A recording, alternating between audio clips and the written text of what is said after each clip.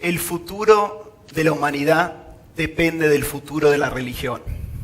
Ahora, ustedes me ven, digamos, no soy cura, sacerdote, no soy un rabino, pero les digo de nuevo, el futuro de la humanidad depende del futuro de la religión. Y si los dice alguien que es agnóstico, que no es creyente, ni siquiera me gusta mucho la espiritualidad. Y la realidad es que hace un siglo por lo menos que muchos pensadores, grandes pensadores, decían que la religión iba a desaparecer. A tal punto que en el año 66 la revista Time sacó en su tapa la pregunta, ¿Dios ha muerto? La respuesta, si no estaba muerto, seguramente agonizaba y mucho tiempo no le quedaba. Pero pasó algo. Todos esos pensadores y la revista Time estaban equivocados. Porque la religión está viva. Está viva en las millones de personas que van de peregrinaje. En los millones que se bañan en un río sagrado para purificarse. En los miles de fieles que salen a ver al Papa. La religión está viva fundamentalmente en el 84%. El 84% de la población mundial que dice tener una afiliación religiosa. De cada 10 personas en el planeta, más de 8 tienen identidad religiosa. Pero no solo eso, la religión se ha vuelto pública. Es pública cuando terroristas se inmolan contra las Torres Gemelas. Es pública cuando un presidente habla de religión o un papa habla sobre la homosexualidad o el aborto. La religión está de vuelta. No por nada, los editores del Economist titularon su último libro, Dios está de vuelta. Y todo indica que Dios se queda por un tiempo. Ahora, a mí acá me surge una inquietud, un temor casi. Y la inquietud es que creo que no estamos preparados, no estamos educados, no estamos listos para vivir en un mundo religioso. ¿Cuántos de nosotros sabemos, por ejemplo, dónde viven la mayoría de los musulmanes del planeta? No es el Medio Oriente. ¿Cuántos de nosotros hemos leído el Corán? ¿Cuántos hemos estudiado los evangelios? Pero estudiado en serio, con cierto ojo crítico, no como se estudia en catequesis. La realidad es que la religión es uno de los pocos ámbitos del saber que parecería estar permitido ser ignorante. Si uno terminó la primaria, la secundaria, la universidad, y nunca te tocó leer en todo ese proceso educativo un par de páginas de Shakespeare, o de Galeano, o de Onetti, o de Borges, alguien tal vez te diga, la verdad creo que falló algo en tu proceso educativo. Pero no leíste el Corán y no pasa nada. Es como raro. Nadie basa su vida en el Aleph de Borges. Creo que nadie. Pero miles de millones de personas sí basan su vida en el Corán. Miles de millones de personas sí creen que los evangelios hablan del Dios hecho hombre que muere por nuestros pecados. Yo doy clase en 2 universidades en Buenos Aires. Y en esas 2 universidades requieren de sus alumnos una materia obligatoria de introducción a la filosofía. Y a mí me encanta la filosofía. Pero no requieren una materia de introducción a las religiones del mundo. Y si salís a caminar por la calle, seguramente no te vas a cruzar con un hegeliano, un nietzscheano, un kantiano. Pero sí te vas a cruzar con un judío, un musulmán o un budista. Sí te vas a cruzar con alguien, un vecino que seguramente es religioso. Entonces, mi temor es que no estamos preparados y al no estar preparados hay consecuencias. Hay conflictos que perduran. Hay gente que muere. Reforzamos fundamentalismos y fundamentalmente limitamos nuestra humanidad.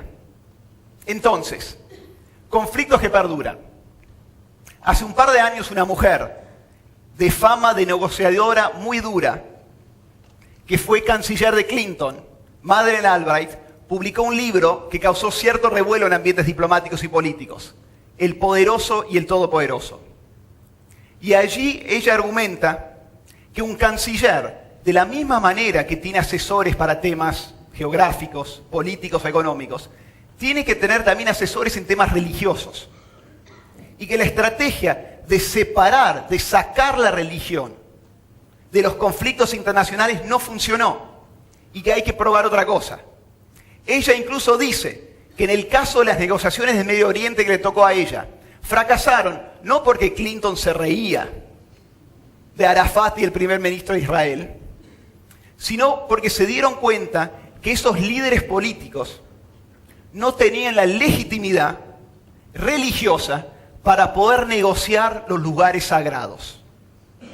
Entonces lo que tendrían que haber hecho era incorporar los líderes religiosos al principio de la negociación para preparar el terreno religioso para una solución política y después poder vender la solución política a las comunidades religiosas.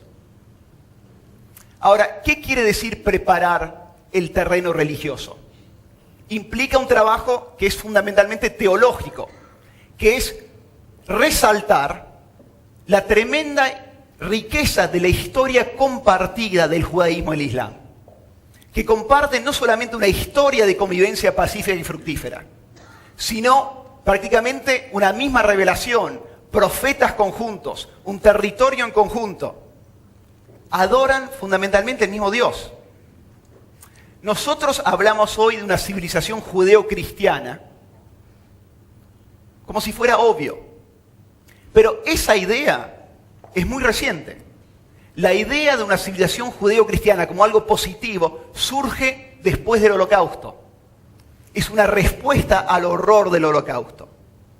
Si uno mira la interacción, la historia del judaísmo y el cristianismo, no es de civilización compartida. Es de masacre, de expulsión, de persecución. Juan Pablo II fue el primer papa en 1986 de visitar una sinagoga. O sea, ¿de qué historia conjunta estamos hablando? Si se pudo hacer el trabajo teológico e intelectual para el judaísmo y el cristianismo, se puede hacer para el judaísmo y el islam. Gente muere, dije. Algunos de ustedes dirán, la religión complica las cosas. Es una complicación. Pero ¿qué pasa si al no poder hablar un idioma religioso, no podés comunicarte con el otro? Les monto una escena. El año es 1993. El lugar es Waco, Texas, en el complejo davidiano, del religioso davidiano liderado por David Koresh, profeta. Por un lado están los davidianos con Koresh, por el otro lado el FBI. ¿Qué pasa? Ante la acusación de que tenían armas, irrumpe el FBI. Tiroteo, 4 agentes muertos, 6 davidianos. Se sitúa el lugar por semanas, se negocia, fracasan las negociaciones, irrumpen de nuevo. Se incendia el lugar, 70 muertos, incluyendo 20 chicos. Ahora la pregunta que me interesa a mí, que nos interesa a nosotros, espero, es por qué el conflicto tomó la forma que tomó. En primer lugar, llamar a los davidianos una secta jugó un papel. Generalmente pensamos en una secta como un grupo liderado por alguien que no cree las ideas que pregona, que los usa para controlar a sus seguidores. Pero la realidad es que los davidianos son parte de una religión con raíces muy profundas en Estados Unidos. La Iglesia Adventista del Séptimo Día, tal vez la escucharon hablar, entre cuyas certezas se encuentra la idea de persecución de parte del gobierno. Por el otro lado, hablaban idiomas distintos. Para el FBI la situación era una de rehenes y rescate. A los davidianos eso les parecía muy raro, ya que se quedaban adentro del complejo porque querían. Nadie los obligaba. O sea que cuando los davidianos decían ríndanse, cuando el FBI decían ríndanse, los davidianos decían ¿para qué? Para colmo, Koresh y los davidianos entendían la situación de otra manera. Él lo entendía a través del libro del Apocalipsis, en la Biblia, donde se habla de la apertura del 5º sello, donde se explica que existe la muerte de unos pocos creyentes, que había ya ocurrido, la espera de un poco de tiempo y la masacre de los demás. Para colmo, el FBI decía, no le vamos a permitir que negocie diciendo delirios bíblicos, lo cual a Koresh lo dejaba sin palabras. En cambio, un profesor de religión en un programa de radio intentó destrabar el conflicto, interpretando el texto de Koresh de una manera distinta. Los davidianos piden una grabación, lo escuchan. Koresh anuncia que necesita unos días para escribir su interpretación del texto y después se entregaba. El FBI no espera con las consecuencias que conocemos. ¿Qué pasó? El FBI ni siquiera era capaz de reconocer que Koresh sí estaba negociando, pero no pedía nada que ellos comprendieran. No pedía un helicóptero para fugarse o plata para llegar a México. Quería interpretar el texto. Fueron incapaces de entenderlo o de escucharlo. Y por eso desarrollaron a la perfección el libreto para el Apocalipsis que los davidianos esperaban. Reforzamos fundamentalismos. Tal vez se acuerdan, en el año 2005, un diario danés publicó unas caricaturas de Mahoma, que causó cierto revuelo. Protestas en el mundo árabe, parte del mundo musulmán, incluso algunas muertes. Eran 12, les muestro 2. Acá hay una de las caricaturas claramente diseñada para provocar. Mahoma con su turbante en forma de bomba. Otra de las caricaturas, simplemente Mahoma como un pastor. Ahora, ¿cuáles fueron las reacciones afuera del mundo musulmán, por así decirlo, desde Occidente? Por un lado, algunos decían, qué salvajes estos musulmanes. No entienden la separación de iglesia y Estado. No entienden la libertad de expresión. Son subdesarrollados. Por el otro lado, una posición más progresista, más políticamente correcta, decía, no, en el Islam están prohibidas las imágenes de Mahoma. Respetemos esa prohibición. Respetemos la cultura del otro. Ahora yo les digo que esa segunda postura es peor que la primera. La segunda postura es peor que la primera. ¿Por qué? Porque en la segunda postura estás reforzando un fundamentalismo. No es cierto que en el Islam están prohibidas las imágenes. No es cierto. Esa prohibición no existe en el Corán y en la cultura islámica sufi, shia, del sudeste asiático, que es donde viven la mayoría de los musulmanes del planeta, en el arte, está lleno de imágenes de Mahoma. Mahoma, arriba a la derecha. Mahoma. Entonces, cuando uno dice respetemos esa cultura, en el fondo lo que estás haciendo es tomando una posición en un debate teológico que existe dentro del Islam.